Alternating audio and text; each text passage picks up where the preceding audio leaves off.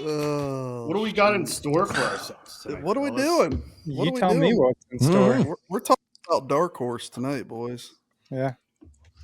We're talking about check this where out. it was, where it's going. This is the Netman podcast. What you guys are buying, if you're allowed to talk about it yet. Yeah, for sure. We can talk about. Yeah, I'm okay with talking about it. We've got about an hour, so cool. Cool. We've got a serious one in April. We really crunched. We got Black Label in the box. They're hard baits. I don't know how we made it work, but we did. Magic. Yeah, like it's still a 5-bait box and it's got a balsa crank. It's actually got two crankbaits in it. Now do you guys talk about this? Hold on. What's up? That bedding is dry. I put it on the thing. I pushed your clothes aside and put it by itself on the black thing. Thank you. I'm on a podcast now. I'm sorry. That's okay. I wish she would have said something different. I just sent you both a picture of what I just did to my living room. Oh, cool. Let me check this out. Oh my goodness. Yes. Yes. That was approved. Warehouse. That was approved. Oh, I'm the approval. All right. The kids love it. They love it. Oh my god. I bet they do. Yeah, so it's just me and my boy and his girl. And like Isaac's been with me. He's like, I don't know, just forever. And we've been like, I don't know, best buddies since the day he was born. It's just how it is. And he held back and didn't say anything for the longest time. And then finally earlier this year, he was like, so Dad, I think I'm moving out this spring. And he's 23. He's got a good job, you know? Yeah. And he didn't want to tell me because he felt, I don't know, bad. And like he was leaving me alone or something. And I felt, he told me and I felt a little bad. I told him, I said, I'm proud of you and everything, blah, blah, blah, blah, blah. And then like 3 days later, I was like, all right. You know what? So I'm over feeling bad. When are you leaving? I got shit to do with the house. Putting a warehouse in a living room, son. Get your shit out. Your bed's in my way. That's killer. We after the Great Lakes Expo, that stuff just sat the same way we packed it up and just sat there for like a week. Yep. Well, it didn't make sense to unpack and then went to Bowling Green. I said it didn't make sense to unpack it because you guys had another show after that. No, but every time somebody ordered something, it was a ordeal. Man, that's brutal. Yeah. Yeah, it was like, hey, by the way, I have 2 HH custom bladed jig packages open. I don't know where the bladed jigs are.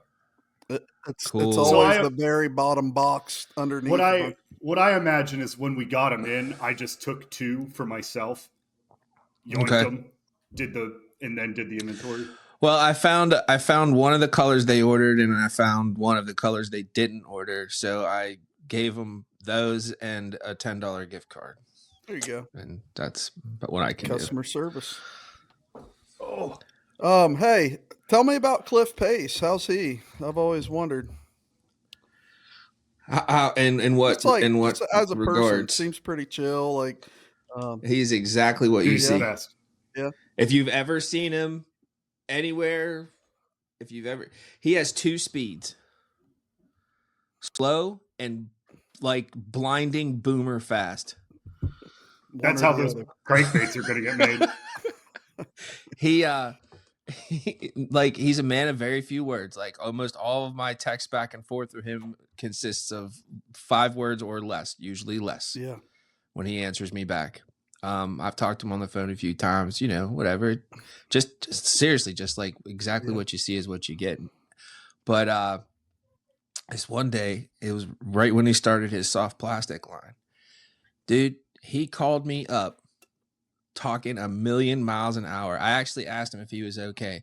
I was like, dude, he can sell too. Like he'll be like, "Hey, I got this, I got that, I got this." Yep. You like flipping? I got shit for that. You want to go pitching?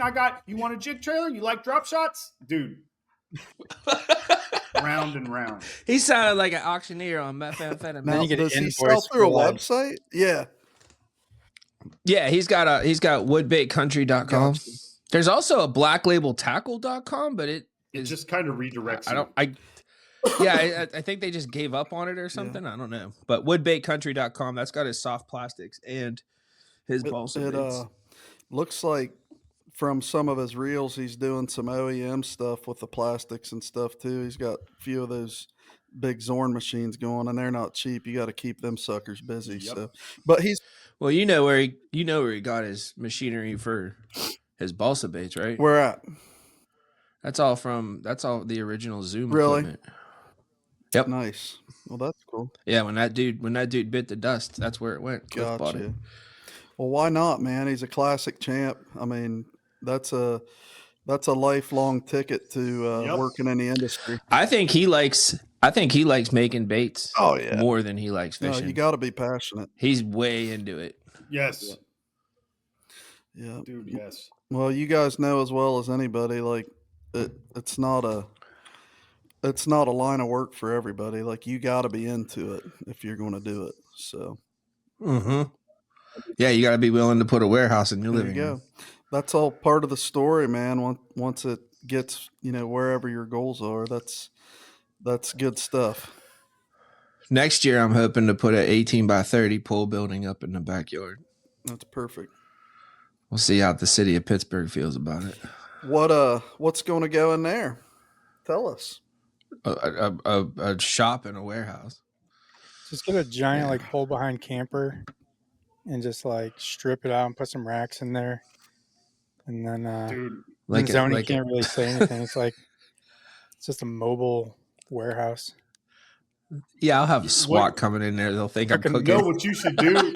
You should put it. You should buy yourself a camper, strip it out, buy yourself a horse trailer, put paneling on the walls, and park it where Mike parks his dump trucks. That's the mobile unit, baby. Well, I've already got permission to park there. See, at the end of the street, lot. They got that. Yeah, the one that he built with gravel and dead bodies. Yeah. The blood of his enemies. Hey, I already thought of this for a trade show rig. Freaking buy an old school bus, rip out the seats, line one side with pegboard, and get with the big shows and just let you, rent a booth right up, drive it in or sit outside, whatever. Or the pull up to a big tournament, whatever. It sounds all cool till it's Saturday morning and you're hungover, and then you're like, oh, I don't want to do that. Sideshow Bob from What's that? He's looking like Sideshow Bob from The Simpsons. Just hitting the curb as you pull up, steamrolling a bus through the back doors. Yeah, and you hit a curb and every last bait comes off its peg. Oh yeah. Dude, don't worry, it's saran wrap. That's happened to me already with my already stuff. If it's you know how it is. If it can go wrong, it will at some point. It's just I'm hoping to get a box trailer because we were 1,000% more organized, and I know how percentages work, but we were way more organized going to your show and even more organized going to Columbus. It's always a work in progress, but dude, I did not. I don't want to do that anymore. Right. Everything getting put into totes and yada yada yada yada. I want a box trailer. I want a box trailer with arms on each side of the box trailer. I can walk in, take a full wall of baits, and go and put it on. Yep. That what you see in my living room there, those are little brackets, and it's just a U shape in there that the grid wall hangs on. I can literally just pick that thing up. Right. So that's what I'm hoping for. The easier you can make it all, the easier it is to convince yourself to go do maybe one or two more shows, and it adds up to a little bit more money. I personally think you guys would do great in Knoxville. Was that East Tennessee? Yes. I just, your branding and everything, it would be something a little bit different. Well, don't make it on the same. Don't make it won't be. On the same It won't be. But yeah, like if you guys like, that's a show I'll try to never miss.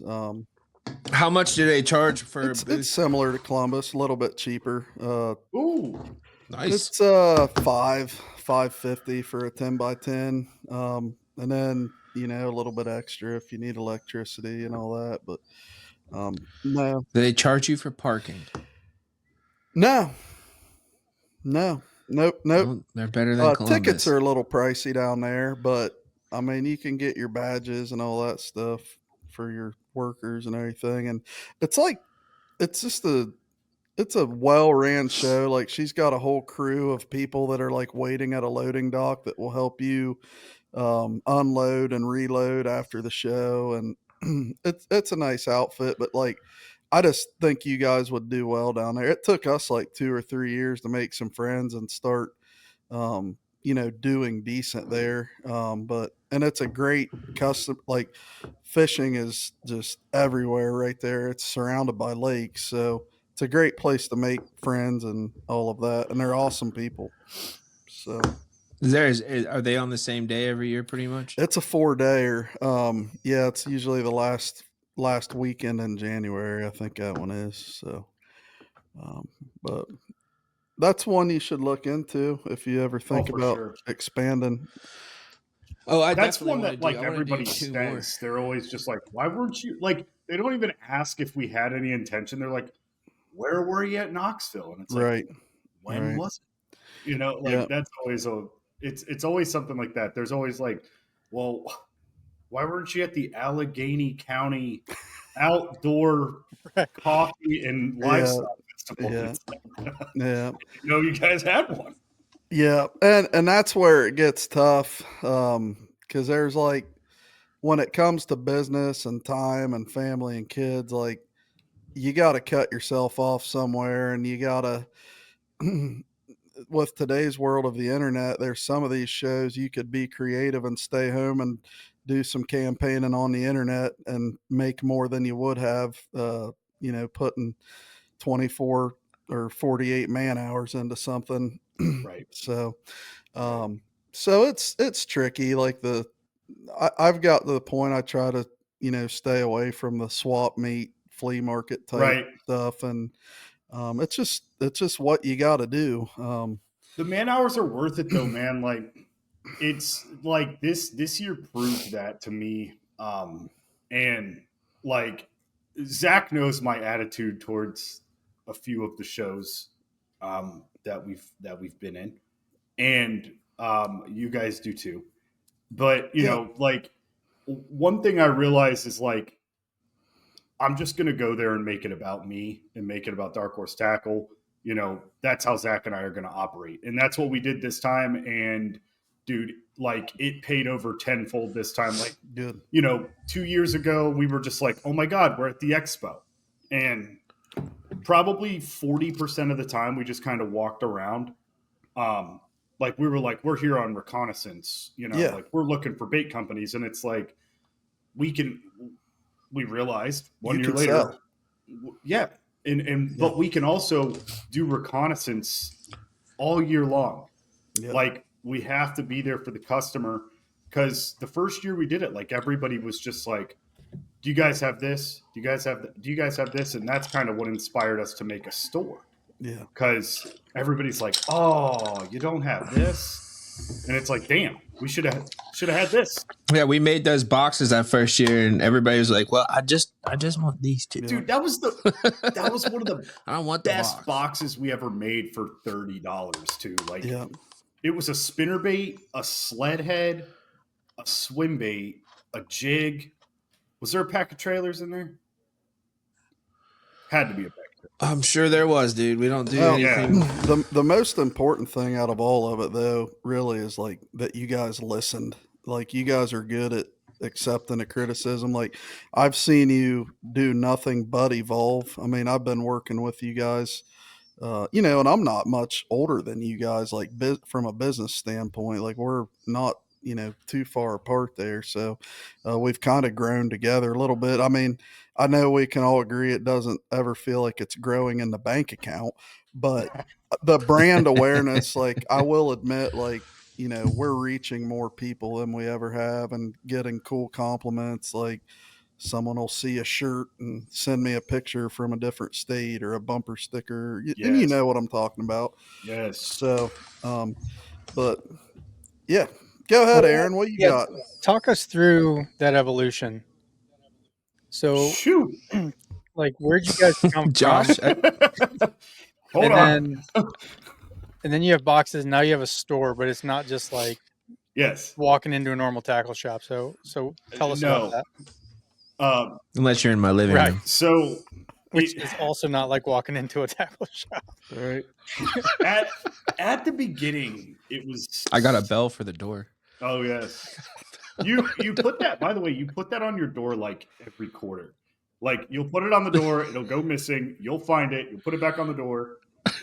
And I think everybody in the house has an issue with it, except for you, which I personally don't care. Like whatever. But so the beginning was I had a buddy, and we did a lot of fishing together, and we stumbled upon Dark Horse Tackle, and he was like, doing the influencer thing, like, oh, I'm a brand ambassador, yada yada. And I was like, this is actually a cool idea. So I messaged the guy, and I was like, this is cool. I'm like, here's how it could be cooler, because I already knew a bunch of like small bait companies, and he was like, hey, how about I send you a free box?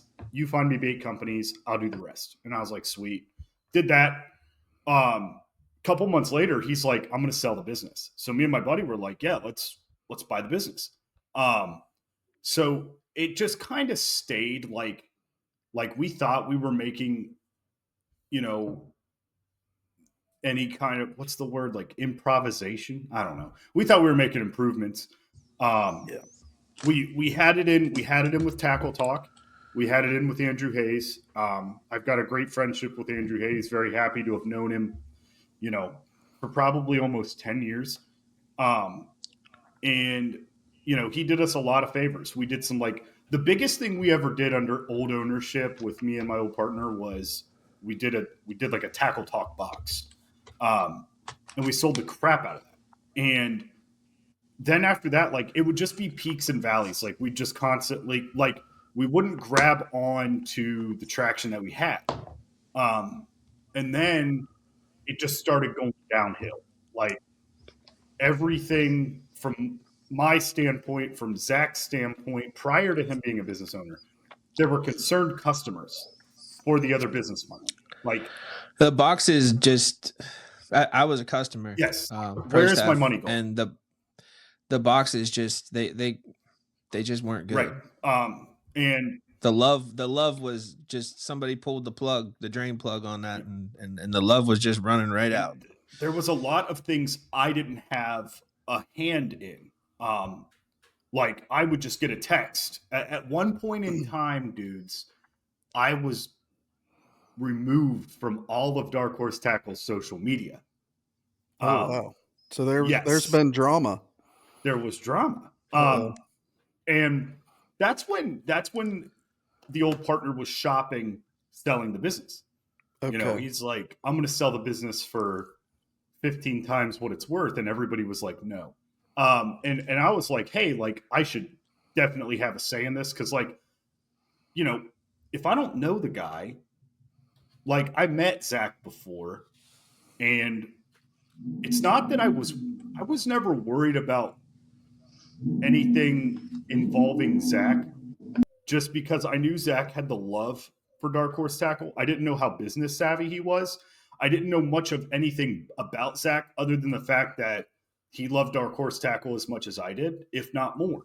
And that's all I wanted. Like, there were some legitimate businessmen involved in this, and I was like, I don't want that. Like, yeah.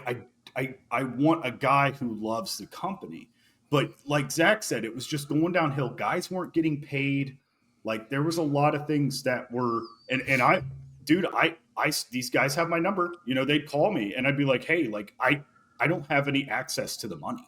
Like, I can't pay you. And it's like, well, I got to get paid somehow. And I'm like, dude, I can't even pay you out of pocket. Like, I can't just fork up $1,200. And it got really hairy for a while. And it was like, it was like a straight up refusal to pay and just a bad attitude and no empathy at all. Like, yeah, I owe you money. You'll get it when you get it. And it's like, that's not how this works, man. Like, at least say, hey, here's the deal. Here's what's going to happen. You know, I'm going to try to get you paid before my absence. So anyways, past the drama part. Actually, I think the coolest part is that Zach and I kind of like non-hostile took over Dark Horse Tackle in a way. Like, we made this transaction foolproof because we had seen a lot of like bad behavior. So what Zach and I did, since Dark Horse Tackle was not LLC'd, was we LLC Dark Horse Tackle, and then came together and was like, hey, copyright Zach's gonna buy logo, like. Mm-hmm. Yeah, you work for us. Yeah. I spent a long time playing outside the rules. Yes. And then lately in my life I've found the benefits of learning the rules and learning how to play inside of them. And that definitely benefited us. Yes. Rebuilding Dark Horse Tackle. Yes. And I don't think that I know Zach will never be satisfied. And I envy that. I envy that out of him. I'm hungry. Because there's a lot of things that happen. Dude, being where I was 4 years ago. And, you know, we have a show that is as successful as we just had. And it's like, oh, we should actually work harder now. And I'm like, holy shit, we got to work harder now?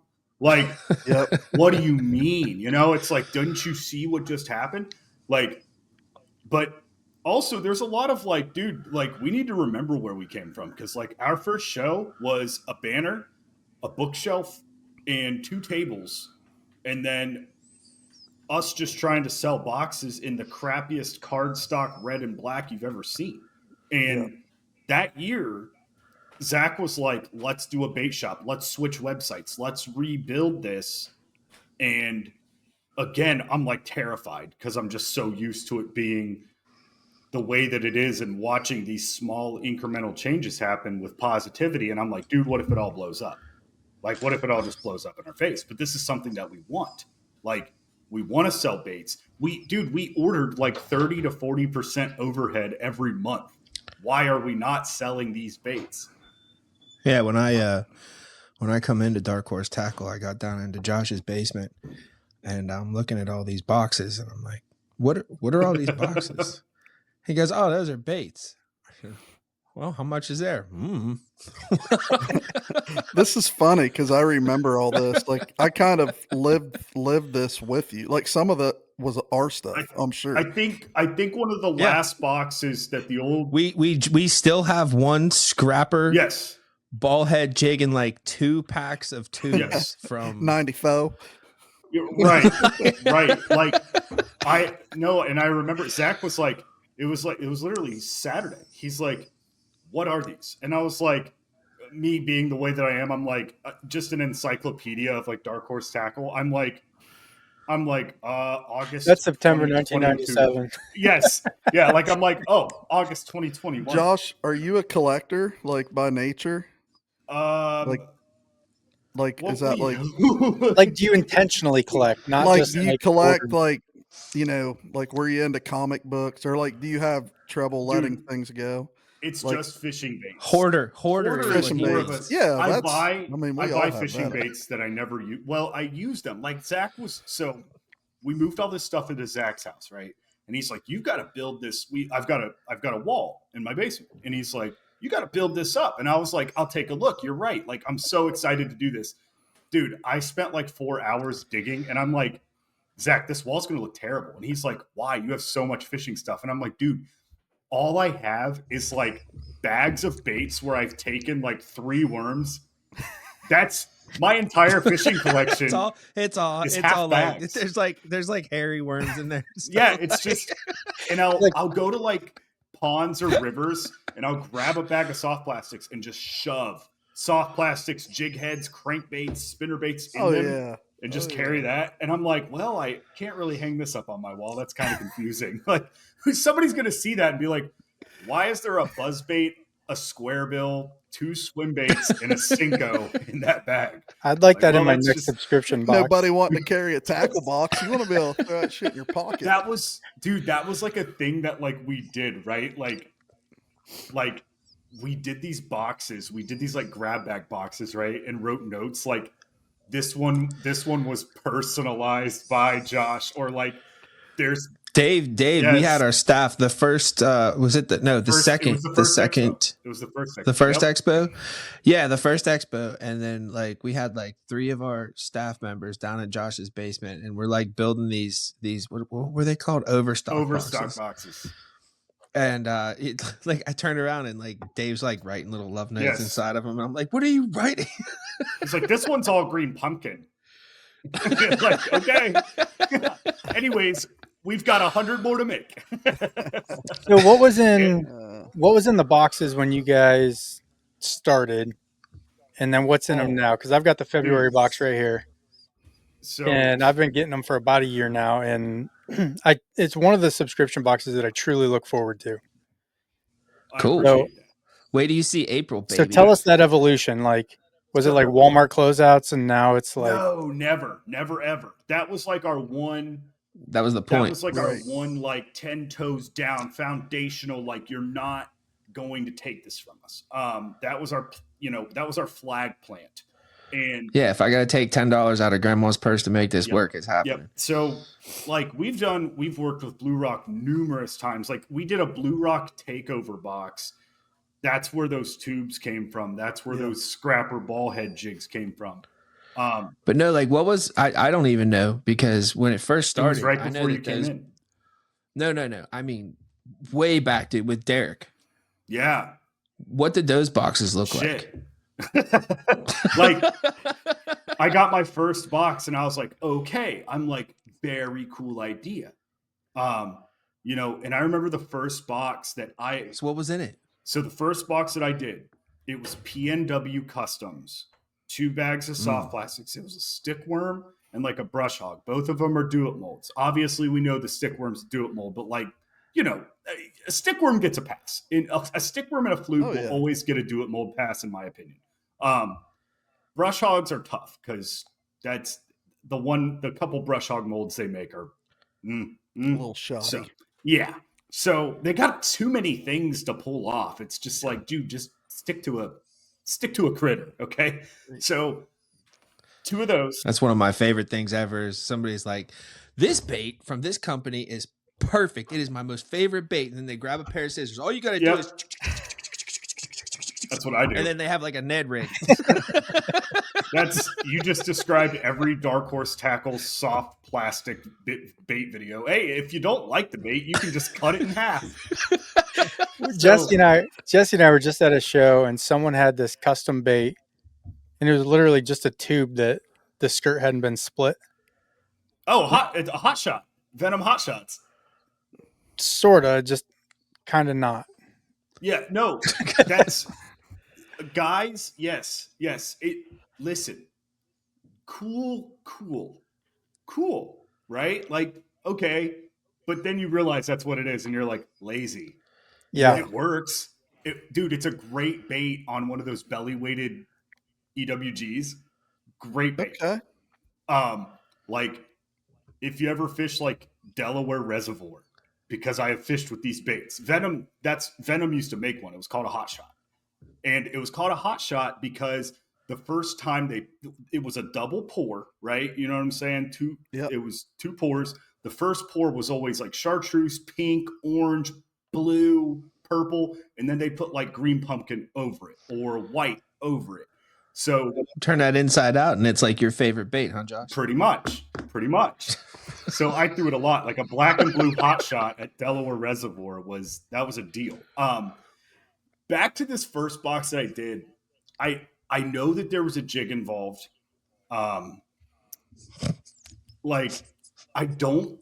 Nuh-uh. Yeah, I don't remember. Like I don't remember the hard bait. I want to say Robusto was involved. So much for Dark Horse. So much for Encyclopedia Dark Horse Tanica. Yeah, that part, dude. It's a lot easier when like it was because there was no communication ever. Like dude, even like I said, my most exciting box that I ever did up until Zach came around was the All-Star box, which was my favorite baits. I didn't even get to do my favorite baits because two guys were already promised that they would be in that box, and I was like, well, it kind of takes away from like what I want to do. Like I remember for the All-Star box, I had Robusto paint 3 blanks, my 3 most used blanks, which was a 1.5 square bill, a 1.5 deep diver, like the Lucky Craft, I think it's called like a CB 1.5. Then I had him do an S crank blank because he ran out of the freaking 1.5 square bills. I am an S crank hater, and anybody will tell you that. But I did a 2.5 medium runner, like just 2 crankbaits that go like 6 to 8 feet, and then a square bill. And I'm working this box, and I get a call. My old partner's like, "Hey, don't forget we got so and so and so and so going in that box." And I'm like, "Dude, I've already DM'd like 3 guys that can do the same thing." And he's like, "Well, I've already got the baits." And it's like, when was I going to know that purchase was made? Like I never knew anything. Yeah.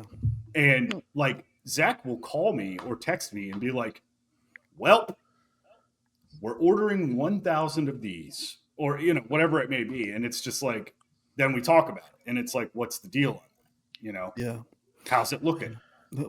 Partnerships are tough, man. Like you just have to talk. You do. Communication is key. Like, and for you guys' niche, like, I think like it definitely takes 2 guys like you that like are truly passionate about, like can just nerd out on baits, like are just obsessed with it. Yeah. Obviously, look how passionate Josh is just talking, about That's baits. kind of how she goes. Yeah, and you have got to be that passionate to have the business that you have, and that's why it's growing and that's why it's successful. And it just takes time. Like there's you're tying more money up in inventory, and like it's just tough. But we've had these talks like about just being patient and treating people good and all that. But I'm not great at patience. Yeah, you're not great at patience, but you are good at treating people good. Like that's always. I'll give Zach his cookie. His bottom line is just very much like, dude, he'll even get me cornered every now and then. Like I'll have a little devilish idea, right? And he'll be like, "Nope, need to treat him good." Like bottom line, treat the people good, let them know, whatever it may be, even if it's bad, like let them know, you got to be straight up, whatever it may be. And dude, like it's so real because like, once you continue that positive rapport, even if there's negative moments, even if it's the worst conceivable thing, as long as there's like communication in between it and it stays positive. Sorry, dude, I just about threw up in my mouth. Anyway, that would have been great. Oh, dude, could you imagine? Could you imagine? Yeah, it might be carbon monoxide. We're here to get you more views. Yep. So they're still willing to work with us. Like, hey, we know that some things happened, but like, hey, we're still friends. Like everything's still good. Well, you guys are great businessmen. Like, and just like I would call us friends at this point. And it's just like that. Like Zach calls me, needing something. Like I know where I got to be to make money. Like I try to, stick with our wholesale. And that may not be the best deal for you for that box. So I don't get offended if you have to move on or vice versa. And look, we're still here. Like it's business. You can work through all that. Just one of the points of Dark Horse Tackle, one of the most important points of Dark Horse Tackle, doesn't really get talked about all that much is, listen, you can sell your wares to Tackle Warehouse if you want. You can sell your wares to other subscription boxes if you want. But I'm telling you right now, they are not going to pay you what we're going to pay you. Yep. It's not going to happen. We're not. Dark Horse Tackle works. If in my mind, Dark Horse Tackle works if the customers are getting good baits at a fair price, and if everybody behind the customers in line, us, the bait makers, if everybody's making money. Yep. And so that's, to me, that's super important. You know, I don't even like, everybody's got to really. Well, you guys have a name for that little philosophy. I've heard you say it. The virtuous cycle. The virtuous cycle.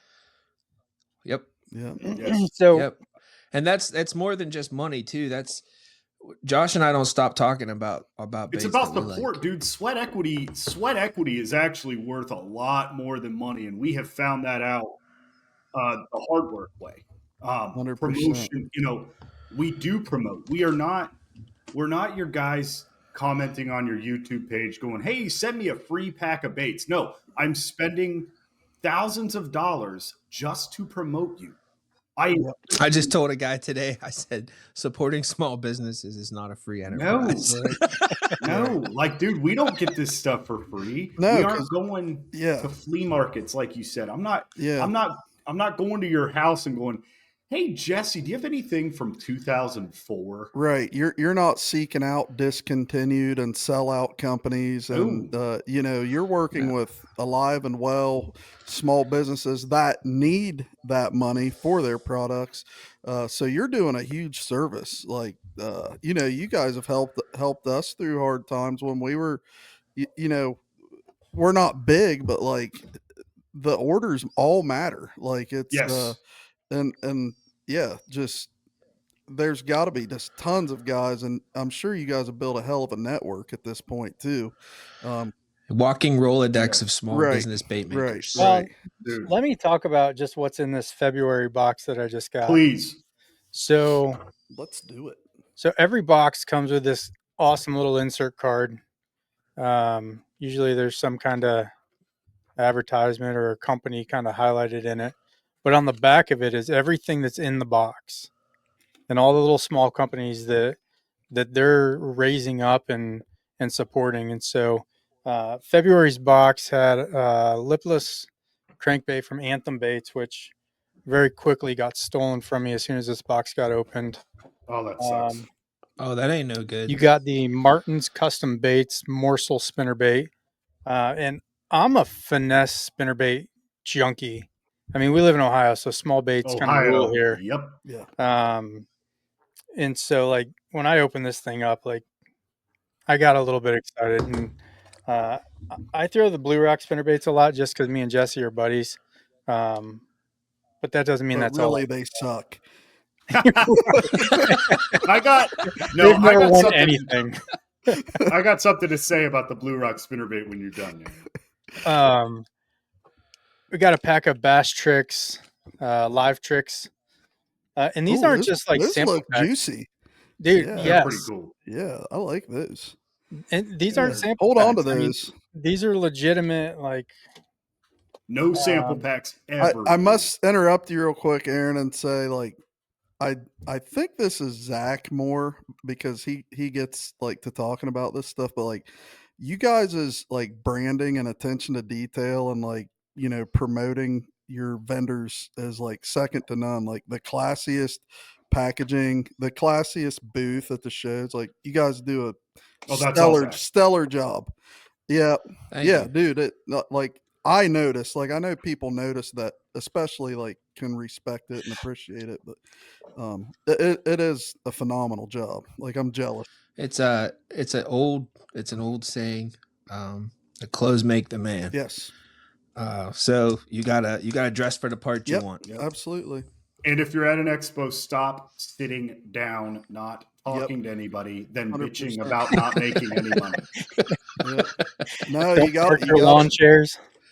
You got to be up, hustling, energy, a conversation. It's a hustle. Yeah, it's a grind, dude. it leads to a friend, and a friend leads to a sale, and it just you gotta be mingling. Yep. Finish that box off, Yep. Aaron. Sorry to interrupt. Just want to give you. So we got the Deeks Jigs roll around jig, 2-pack to go with these Bass Tricks minnows.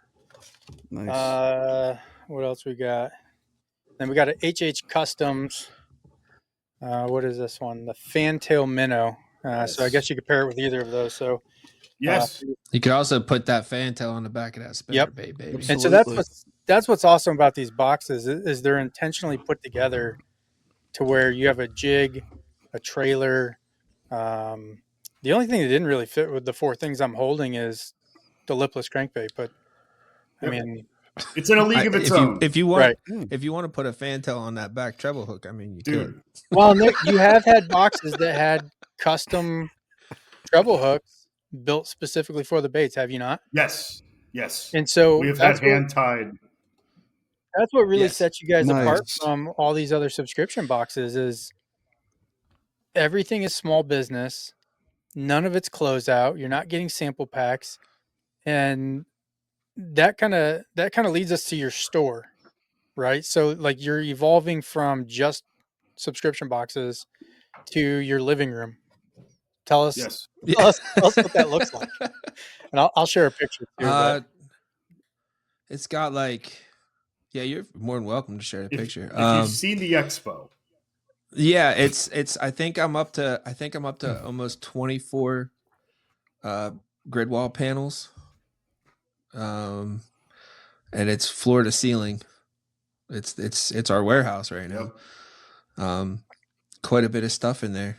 You were just talking about the treble hooks that one time, dude. That I get like Woody excited over that stuff. Whenever I get to I can get another small business jammed into this box. That's badass. Not only is it made of nothing but small business baits, but I can get a small business guy that's tying flies to tie me treble hooks too. Oh, baby. Like that's hot. Well, and not only that, you're geeking out that it's like, well, this treble hook has 13 and a half strands on it. Oh yeah. I don't want too many strands. Like light hackle, no, because if you get that, I don't need.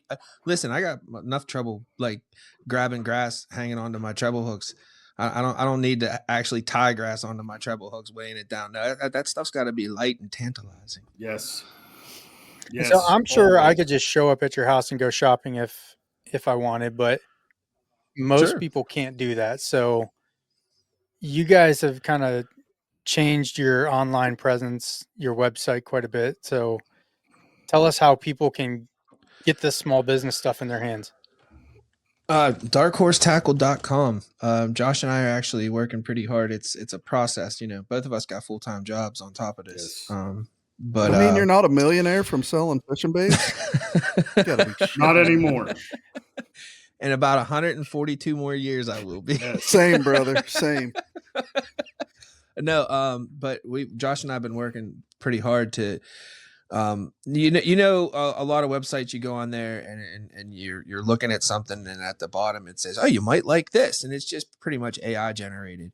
Well, we're actually, Josh and I are going in there and we are actually selecting what shows up under that stuff. If you're looking at this, hey, check this out. Or, hey, if you're getting this spinner bait, this is an awesome trailer for it. So we're actually trying to do our best with our limited resources to actually make it like somebody's giving you advice while you're shopping online.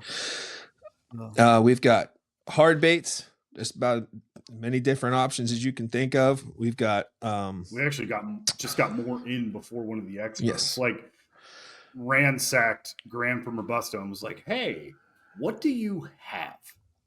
And we got some good stuff from Robusto. We're gonna start doing that more, basically, especially in the it's to the point now where our overages from the subscription box are not enough to keep up with the bait shop. Nice. So we are now having to make straight up bait shop orders. That's killer, man. Just to stock the shelves. That's killer. Which is the way to go. But like I said, we've even it's a little, like, I don't mind talking about this. Our hooks that we've been using and selling, vector hooks. The company is in transition. It looks like it is going to be bought and continued on. Good. Okay. If it's not, then probably gonna have to find a different hook company. I don't really. We're kind of looking at BKK. That's not really in the Dark Horse Tackle brand, but you're limited there you too. go? Like your hands are kind of tied Yeah, on hooks. Like, dude, where are you gonna go? Like, and I don't hooks think are that's hooks. gonna like.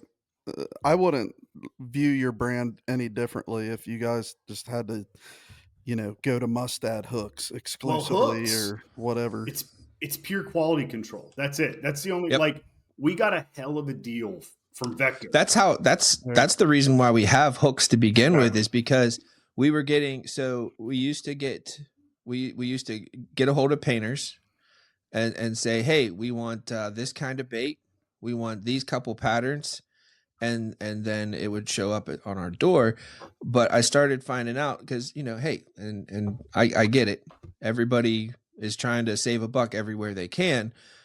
The hooks weren't really hooks that we approved of. Or the hardware, the split ring, a little chintzy, you know what I mean? Like, and I saw that one or two times, and I said, nope, not going to happen. So now we source the blanks, we send them to the painters to make sure I approve of the blank. And Josh approves of the blank. We send it to the painters. Then they send us back the painted blanks, and I put on the hooks and the hardware. And we no longer allow any hard baits to come in like bags. No baggy packaging. It's got to be hard plastic packaging. And if they can't do that, then I am more than willing to design backer cards and package them as well. So it's because I don't want everything to look good. I also have a reoccurring nightmare where a postal worker takes one of them Vector hooks to his arm. And I get sued. Well, consistency goes a long way as well. Like you're saying, if you're trying to hustle different hooks and split rings, like a serious guy, or kind of, I think a lot of us fishermen or tackle junkies are kind of OCD by nature. Like if I order a crankbait a second time from you and it's got different split rings and different hooks on it, like I'm not loving that. So I think you guys' attention to detail and the consistency, like all of these little things with your website, your branding, everything is like why in a few years, like it's going to happen faster than you think too. But like I'm fully confident, like you guys are going places. I've never seen a couple guys hustle quite like you. And I appreciate it because I'm a hustler as well. So yes, you are. Well, I appreciate that. I don't know where are we gonna put all these cookies? I'm trying to make you cry here. I don't know, but I'll tell you this: a lot of fishermen. Hey, I might get choked up. At least fake for the podcast. You want like one of those, just one Crocodile of those single ones? Yeah, we'll play. What's that song they play on like the animal shelter commercials? Yeah, the arms of an angel. Yeah, we'll play that. Zach's over there, just a single tear, just one tear, just super close. No, awesome. I think if like fishermen in general, and the way the fishing industry has gone is it's very brand loyalty. But not only is it brand loyalty, but watching bait companies decide to cheapen their product for the same amount of profit that they've been making is never a good sign. So no, Josh and I are out to change some things. Yes. Like this thing, for instance, this is something that we want to change. You buy a $10 bait off the shelf. It better not come in a bag. And you immediately expect you buy your $10 hard bait off the shelf, and then you walk over to the hooks and you buy good hooks for it. That should not be a thing. That should not be a thing, but it is. It is. And everybody knows it. Yep. Oh, hey, don't forget. Why is that acceptable? It's not acceptable. They'll even tell you. Like, I've had hard bait guys be like, oh, yeah, you can swap them out for triple grips. Why did you not install them in the first place? You could have charged $1 more for 2 hooks that'll cost you 15 cents a piece if you buy the right amount. Like, if we were pimping, because what we want to pimp here is the painter. So that was essentially the conversation Zach and I had. Like, it was basically like, oh my God. Like, I don't remember it was a literal conversation. Like, this wasn't like, man, we got to do something about these hooks. Like, it was just in front of our face the whole time. And we're like, wait a minute, let's just do this. Let's see how much 1,000 treble hooks is going to cost us, 6,000 treble hooks, whatever it may be, because it's like, okay, this paint job is great, but you can see the welds on the shiny gold brass treble hook, that's on this bait, and it takes away from the beauty of the bait. We want to showcase the painter's talent and showcase them. Hey, you can order more custom stuff from this guy. But because we don't paint, once they give us that paint job on that blank we want, because of the month that it is, like we got a square bill coming in April. Oh boy. It's a square bill that, actually they paint them. So let them have it. We actually did no custom paint jobs, but it is their own custom mold though. That is their blank. Their custom mold. Well, it's their custom paint jobs too. It's just I can't call them and say, hey, one of those things. But although there's another bait, there's another not really a square bill. But we can't custom do that one either, dude. We can't custom do that one. But trust me, it's all custom. Yes, but we're giving you those blanks because of the season. You're going to get 2 crankbaits in April, and not only are they going to work in April, they're going to work all year round. But it's like, this is the focus right now. Let's ground and pound. Let's move some water. The water's starting to heat up. These are going to be sent out.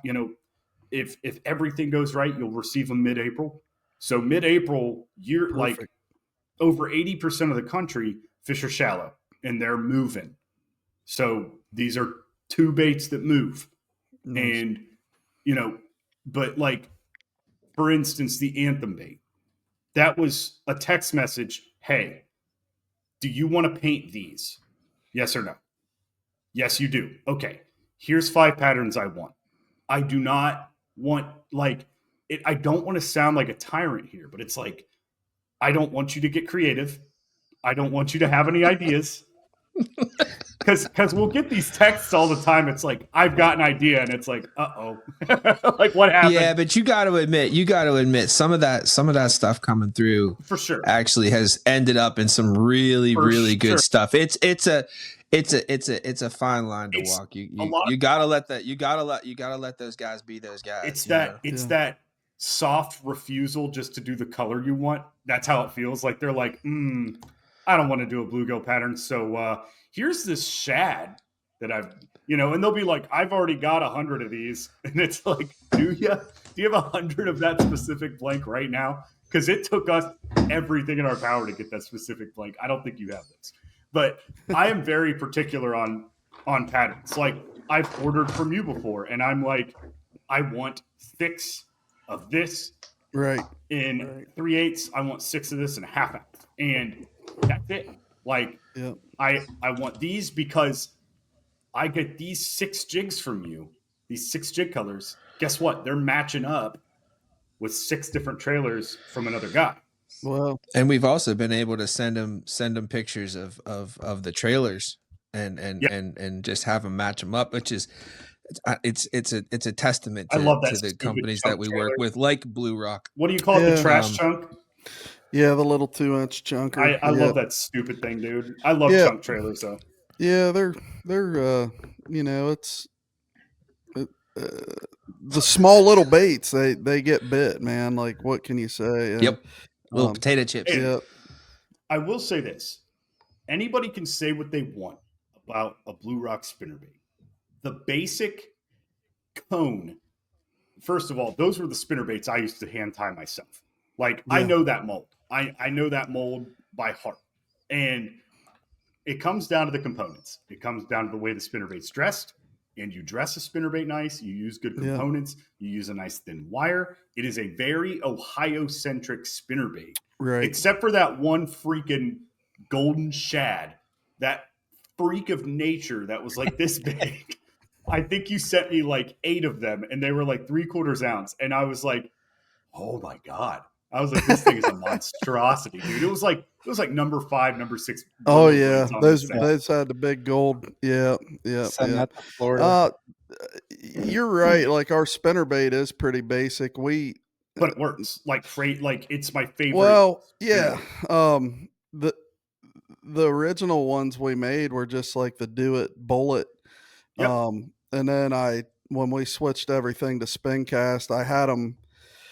I sent them that, but I was like, I want a thicker collar section, and I wanted to have the metal keeper, kind of like the one that's on the jackhammer or whatever. So we customized it a little bit, but I just love that head shape. So we're going to have like a small little, like a river finesse spinnerbait here at some point, but that one is selling great.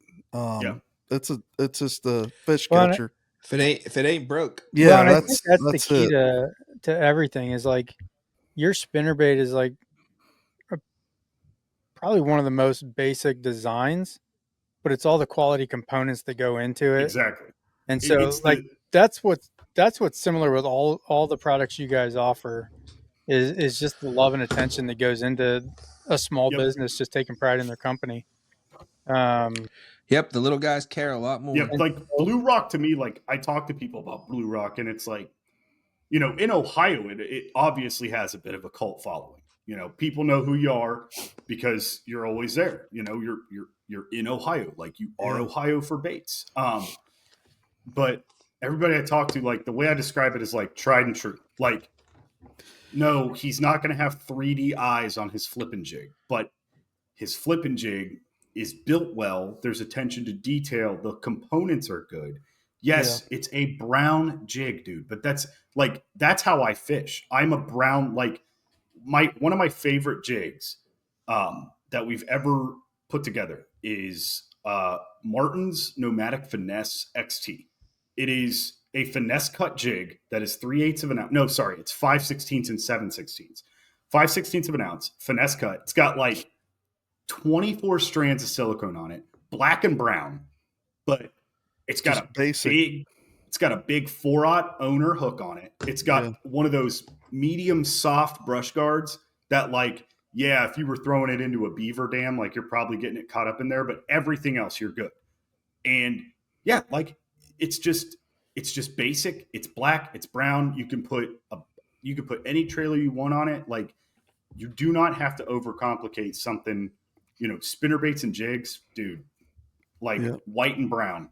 Yeah. Well, you kind of mentioned what I'm not a big gimmicky guy. Like, we get told constantly, like, you need to make this, because like one of the big name companies is making this now. Make some fuzzy dice. Yeah. Well, I mean, prime example. Anything live scope oriented or whatever, but it's like, I know we've like kind of built a brand on just a small handful of like just well built quality products, and like that's an easier company to grow than having 400 SKUs and like 200 or 390 of them end up being garbage. Like, I'd rather have solid stuff and just keep trying to reach new customers and then grow off of that. Like, we're going to innovate, and I've got a lot of things in the works, like, but you just as well as I do, like, it can get out of hand very quickly when it just comes like you got to trust yourself at some point and just but listen to everybody, but trust yourself at the end. Like, it's your business. And your business better than anybody. And most people that I've found that are giving you business advice have never owned a business. That is true. That's my favorite part. Yeah. Yeah. Thanks for the tip, man. Anyways, go back to bitching about how expensive jackhammers are.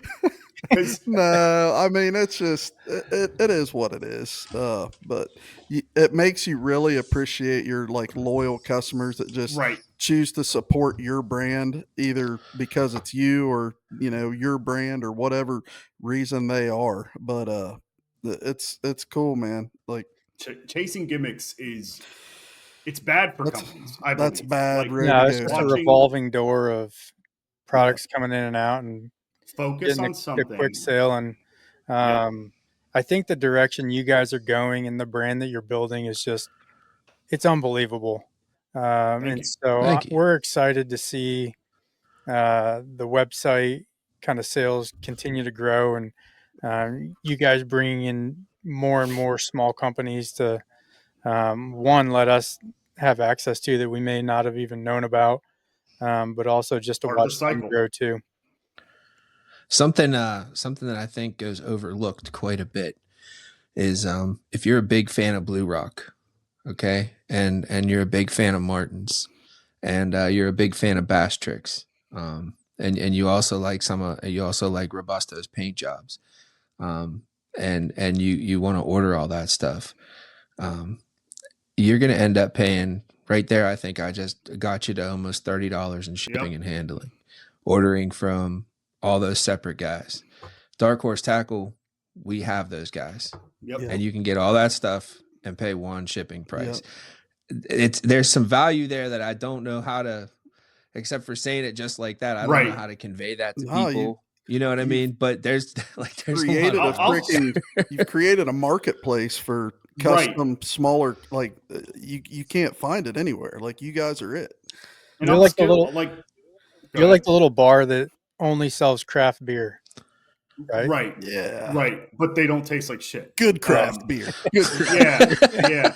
But something else I'd like to point out that we've just done is as long as we have the baits to build a box, we will have that box up for single sale, single purchase on the website. So you guys just saw Aaron go through the February box. If you really like that, but you've got commitment issues and you don't want to subscribe, that's just fine.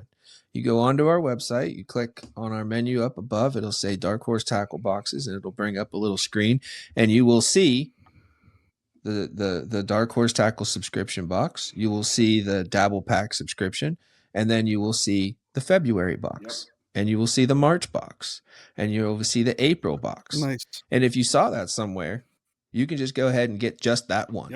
Now I'm going to be straight with you. You're buying just one box from me. I'm not going to give you the same price as if you were subscribing. It costs a couple bucks more, but that's what you get for having commitment issues. It's still less expensive. and this is not. I'm not going to let people think we're some bargain box. We get very lucky every month. The subscription is $31.99. We're at $34.99 for a single. $34.99 for a single box. $31.99 for a monthly subscription. If you go and you pre-purchase 3 months, 6 months, or 12 months, then that discount gets a little deeper every time you go up a level. Where I'm at with this is, even if I wanted everything that was in the February box without buying the February box, I'm spending more money than just buying the February box. And this is by design, but this is not the sales pitch. The point is to give you a better value at a specific cost than buying it all separate. But that's not our sales pitch. Like, we try very hard to not sound like the other box companies where it's like, spend $30, get $75. No, it'll never be that. Like, you are buying a curated product. Honestly, I think we charge too little. But probably something we bust our butts to try to give the customers the best value we possibly can. That value is not measured in how much is in the box. It's measured by what is in the box. What's nice is now we have a marketplace, like you guys said. So there are guys like that, right, Zach, where their dollar is the only thing that matters. Their dollar is the value. Yep. It's not what you're paying for that is the value. Because, yes, I can go to Walmart and buy the $1 spinnerbaits that have the sticker barcode strapped to the wire and have to spend 30 minutes picking that off. Absolutely. Old Ozark Trail, baby. Yeah, I don't want that. Like, I want to find something cool from a guy that's, not necessarily local, but a guy that's not very well known, a guy that's a small business. He's putting a little sweat equity into it. Yeah, he's putting sweat equity into it. And that's what I think is cool. Like, I think that if people had the same appreciation for the JDM market that they do the American small business market. I say it all the time. Dude, like imagine if somebody did an unboxing talking about the Blue Rock 1099, which is a very cool jig. Open up your eyes. If they had the same appreciation for that 1099 that they do for the $30 topwater bait that is literally just a blue shad paint job, but it came from overseas, so it's cooler. That like if you could drive that amount of hype around a jig from a small business where you're helping some dude, feed his family, I think that'd be pretty cool. That would be. So what you're saying is we need to move the warehouse to Japan. Correct. No, actually, have all the baits brought from America. Nope. Just chill, and Zach, you be a little bit patient, and don't move to Japan yet. Yeah. Keep doing what you're doing, guys. I'm here in Pittsburgh, baby. I love my home. Right, and that's a good blue collar city, and it represents you greatly. But hey, we got another one to do here. So we're gonna start wrapping up here, but sure. I just want you guys, tell everybody one more time where we can find your stuff and on social media, whatever you need to get out there. Hey, well, we've got a new bait of the week video on our Instagram tomorrow, Dark Horse Tackle, and that is actually all of our social media. Dark Horse Tackle, one word. I think YouTube's got it a little weird. It's like Dark Horse Tackle 8247. Just look up Dark Horse Tackle in YouTube. It'll look for the logo. Look for the logo. And you can get a hold of us. Any inquiries, questions, darkhorsetackle@gmail.com, or just DM us on Instagram. Yeah, the business cards we give out, and I think it's on the website. That's actually my cell phone number. So killer. And you and you had a couple shows as well. You looking to add any shows next year? I would like to add. I would like to add at least one more. Hopefully, maybe two more. Which ones I haven't decided yet. Gotcha. Well, it has a lot to do with logistics, how far they are. Trust me, I get it. Well, guys, we appreciate you just taking the time to come on here and share your passion about small business and fishing tackle in general. So we look forward to having you guys on here again, and for sure. And just we appreciate you boys and what you're doing. Yes, we love you guys very much. Hey man, it's a team effort. Like we all got to make the wheels turn. So everybody should come see us at the Great Lakes Fishing Expo next year. Sure. Yeah, and thank Aaron and Jesse for having us at the Great Lakes Fishing Expo. Hey man, bring them a cookie. You guys are one of those top tier vendors that puts in attention to detail. And, dude, I tried to give you a cookie. Just keep giving it back. No, I don't. I eat enough real cookies, so I don't need any fake ones. All right, boys. Hey, we appreciate you, man. Yeah. Thanks for being guys. Yep. We'll talk soon. See you. We want to thank everyone that tuned into this episode. Please make sure you follow us so you can hear more episodes just like this one.